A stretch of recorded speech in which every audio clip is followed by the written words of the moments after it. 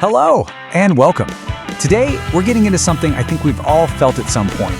That feeling of being stuck. You know, like you're caught in a loop that you just can't seem to break. Well, we're going to unpack a really powerful tool that helps you not just see those patterns, but actually rewrite them. So, let's dive in and talk about how you can restore your life. I mean, really, take a second and think about it. Does it ever feel like no matter what you change on the outside, maybe it's a new job, a new relationship, even a new city, that underneath it all, the fundamental story is, well, exactly the same? That's the feeling we're digging into today. And these are the classic symptoms, right? It's that same argument that just seems to follow you from partner to partner. Or at work, you have that meeting where the agenda is different, but somehow it's the same meeting every single time. And the big one, knowing exactly what you should do, but for some reason, you just don't do it. These aren't personal failures. They're actually clues that there's a much deeper story running the show. And we can call this deeper story your before.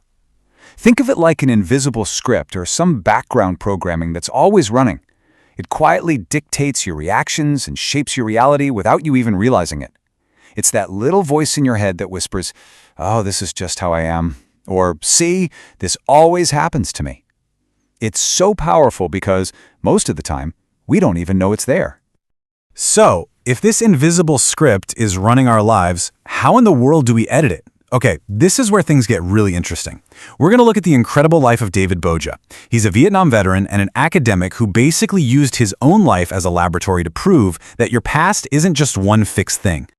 And you have to understand, this framework wasn't born in some quiet, comfortable office. Oh no. It was forged under the most extreme pressure imaginable.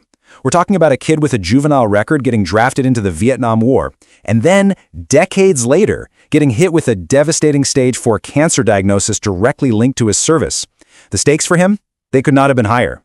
And this right here is the first huge insight he uncovered. The stuff that happened to you, the script you were handed, that is not your fault. Bojas didn't choose to be drafted. He certainly didn't choose to get cancer. But what he chose to do about it, that became his responsibility. And that's a massive shift, right? It moves you out of blame and puts you right into the driver's seat. Now, this is the big, mind-blowing idea at the center of it all.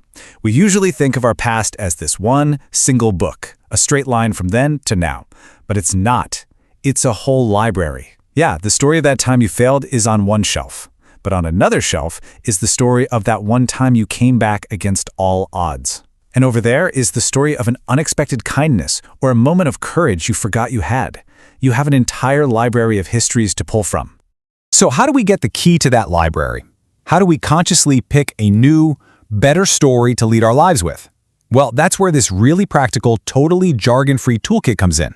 It's a 7-step process to become the editor of your own story, and it's called the Perview framework. So here's the roadmap. First, you characterize. You define who you are at your absolute best. Then, you externalize. You give that problem a name so it's not you. Next is sympathize, where you get really honest about why you hold on to that old pattern. What's the hidden payoff? Then you revise by facing the real cost of that pattern. Strategize is where you hunt for little wow moments, proof that you've beaten the pattern before. You use that proof to rehistoricize, to literally rewrite your history. And finally, you publicize it. You tell people your new story to make it real. All right, so the theory sounds great, but let's see how this actually works on the ground. We're going to zoom in on a couple of the most powerful steps here to really show you how this process can turn a painful old story into a brand new reality. Okay, let's talk about step 2, externalize. This is an absolute game changer. Think about it. When we say, "I am anxious," we merge our identity with the problem. It becomes who we are. This step breaks that connection. You give the pattern a name, like a character in a story. When Boja faced his cancer, he didn't say, "I am sick." He named the illness the colonizer. See what that does? It creates distance. The problem isn't you anymore. It's this other thing you can observe, strategize against, and ultimately defeat. Okay, so you've named the enemy. Now you need to prove it doesn't have total power over you. That's step 5, strategize.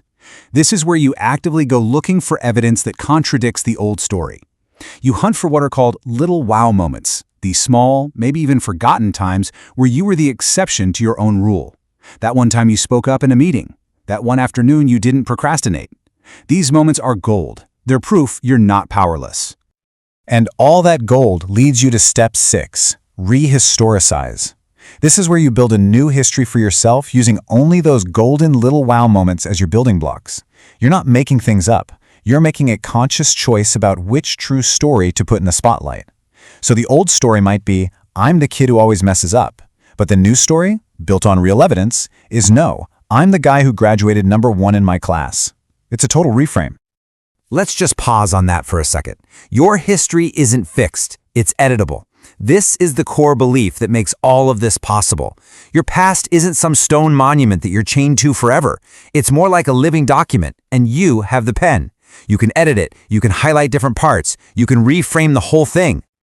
Okay, so this is all incredibly powerful, but the big question is, what does it mean for you? Right here, right now. How do you actually get started? This isn't just a cool idea. Let's turn it into something you can do today. Here it is, your first mission, should you choose to accept it. First, pick just one recurring pain point in your life. Second, give it a name, the imposter, the avoider, whatever fits. Third, find just one little wow moment when you beat it. Write it down. Fourth, and this one is so important, tell one person you trust, this is who I'm becoming. And then finally, schedule a 30-day check-in with them. That's it. That's how you start. And this is why this whole thing matters so much. This isn't just about positive thinking. The story you choose to live inside of, the narrative you tell yourself day in and day out, that becomes the actual blueprint for the life you lead. It literally shapes your decisions, your opportunities, your relationships. It shapes everything. So the power is truly in your hands. You're the author. That old, tired, repetitive story, it's over the second you decide it's over. So the only question left is, what are you going to write now?